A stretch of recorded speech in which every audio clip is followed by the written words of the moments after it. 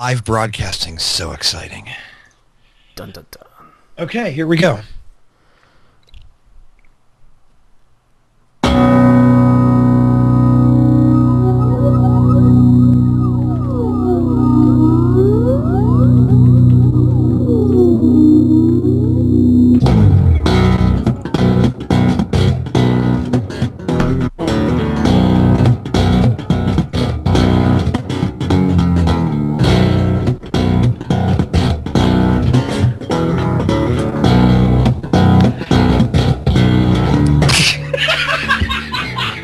That's your cue, Danny.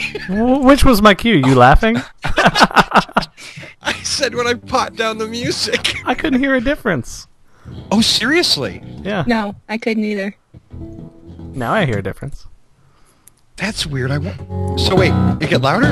Yeah, that's louder. Now it's off.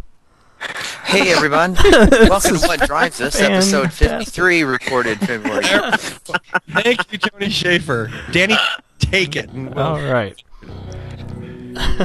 Hey everybody, welcome to What Drives Us, episode 53, recorded February 23rd, 2011.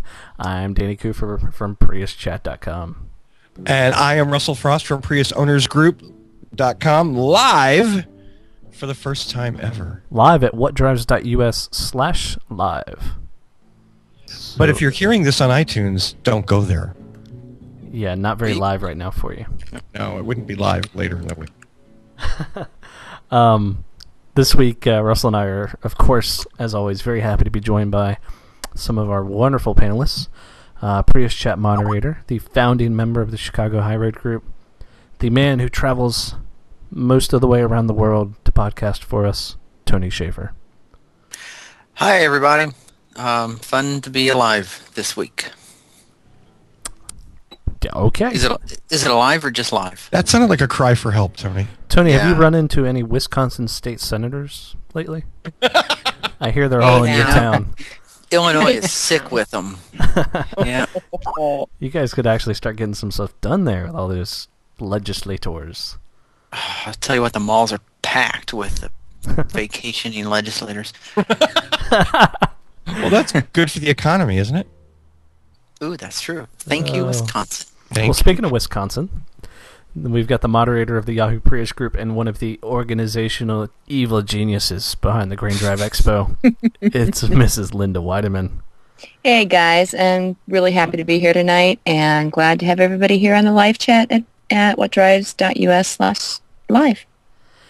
And finally, we wouldn't be complete without our resident Honda Hypermiler. It's Mr. 80 miles per gallon is not good enough, Jason Holder. That's me, live without a net tonight. Oh, with no net at all, no doubt. No net. No net, but still editing capabilities for afterwards. Good thing. Yeah. In post is the operative word tonight. Yeah. Okay, that's a good way to put it. So let's go ahead and let's get this show on the road, shall we? Our first article this week is BMW. I don't know where to start with this one. Is this one of these things that I should take over? Well, I'll start it out. How about that? Go. I'll just kind of do a brief overview. BMW has decided that, somewhat taken after Toyota with their hybrid synergy drive line of vehicles, which have kind of backed off recently, but they've decided that having a brand name for their advanced tech cars is a good idea. So they decided to name it after your MacBook.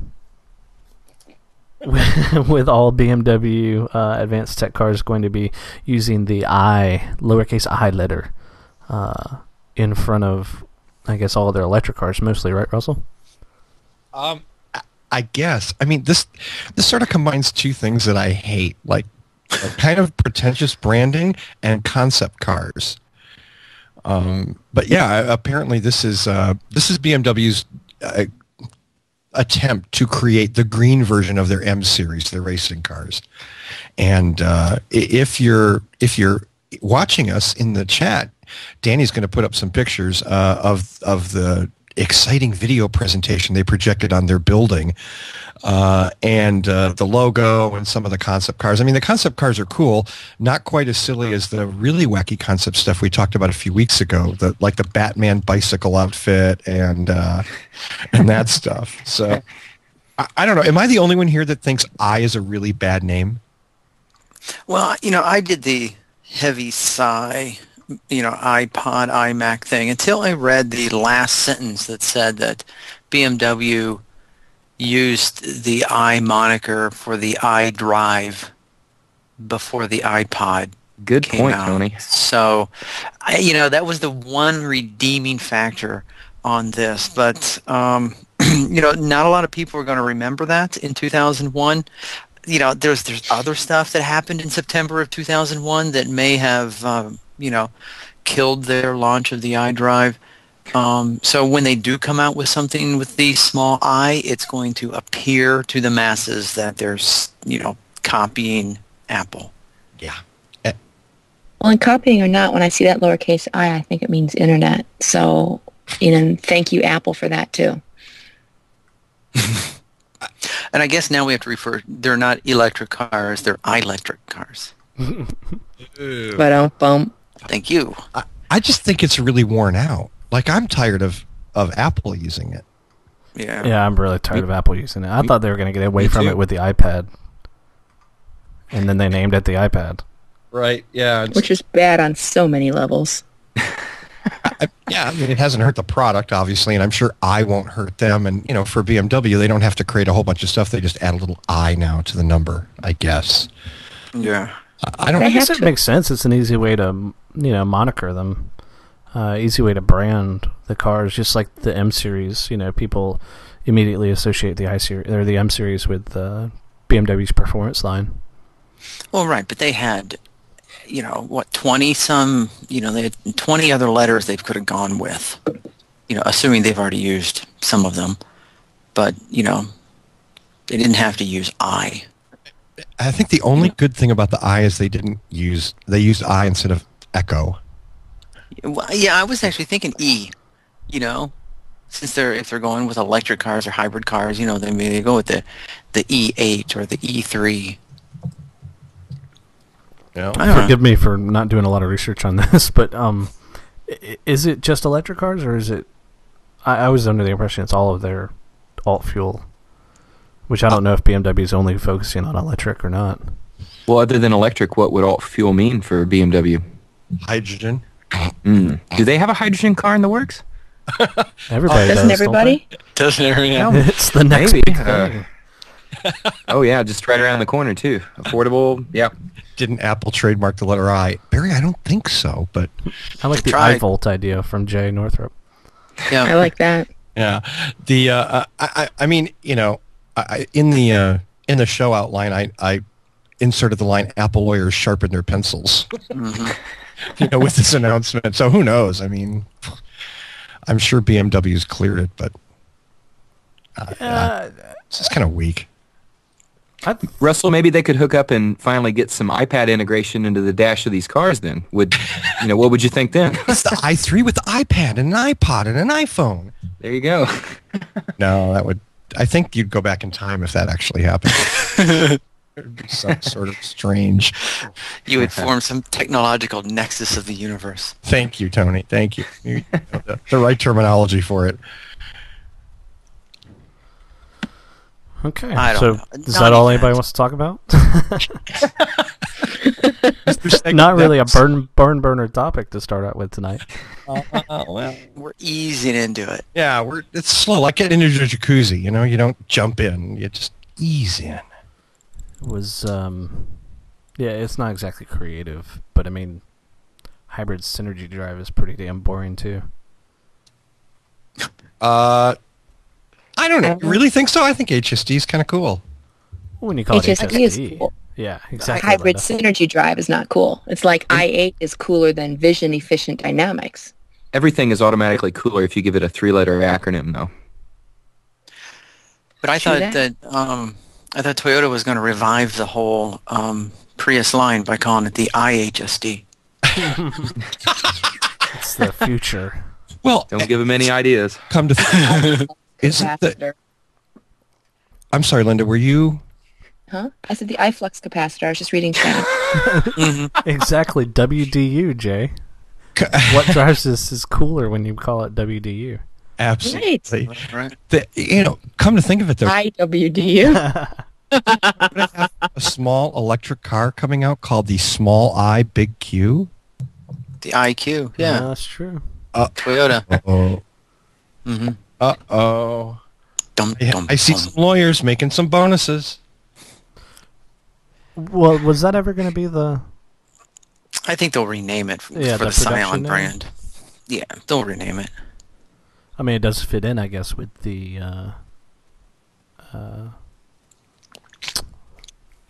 God, what's the name of the damn brand that's going to be under? Scion. Yeah, Scion, you just said it. I was wondering what part of that you didn't understand. Blame it on Skype. I'm doing a lot of stuff here tonight, Tony. Give me a break. Yeah. I have way too many windows open right now. What about, and then, Computer. well, the Mitsubishi's iMIV. That's true. Yeah, you know? so everybody's moving I. There's another one. But it has no correlation to advanced technology whatsoever, except for its correspondence to Apple. See, here's the problem with the chat room: the distraction of the hilarious comedy taking place. Right. I think right now people are just Googling everything that starts with I. Okay, Uh, Mr. Segway. I think that's cue. I got no segue for this. This is a disaster in the making. This It's your IQ. this news story. I'm just curious. Well, it'll be interesting to see if Volvo decides to call their new V60 plug-in the iV60. How about that, Russell? Was that good? Mm-hmm. I like it. IV. Oh, That's the a IV. That's right. Give me an IV. Well, I don't know about the name, but the car looks pretty darn cool. A diesel hybrid. That's pretty awesome. Well, Russell and I were talking about this earlier this week. We were joking about it, you mean? Yeah, this is what I refer to a diesel hybrid as like the unicorn car. It's a fantastic idea, but at least in the U.S., I don't think we'll ever see a diesel hybrid. Oh, I beg to differ. Please do, young sir. man. Expand upon that, Tony. And on the south lawn of the White House in the year 2000, GM, Chrysler, and Ford each revealed a diesel hybrid vehicle as the conclusion of the supercar project. And 11 years later, Yes. those cars are still sitting under white sheets in a warehouse somewhere. The Covenant, I think. Yeah, yeah. And, well, yeah, 2 months later, an oil man was sworn into office. The rest is history. But no, I agree. At this point anymore, I do agree with you. But yeah, there were at least 3 diesel hybrids in the United States at one time, and they've since either been buried, hidden, or crushed. And or crushed. I mean, you know what? It's a cool car. Volvo tends to build good cars. I've been a Volvo owner before I bought my Priuses, so for most of my life. So I'm not going to say anything bad about Volvo, but I do question their first kind of like hybrid coming in as a diesel hybrid. I think that's kind of handicapping your.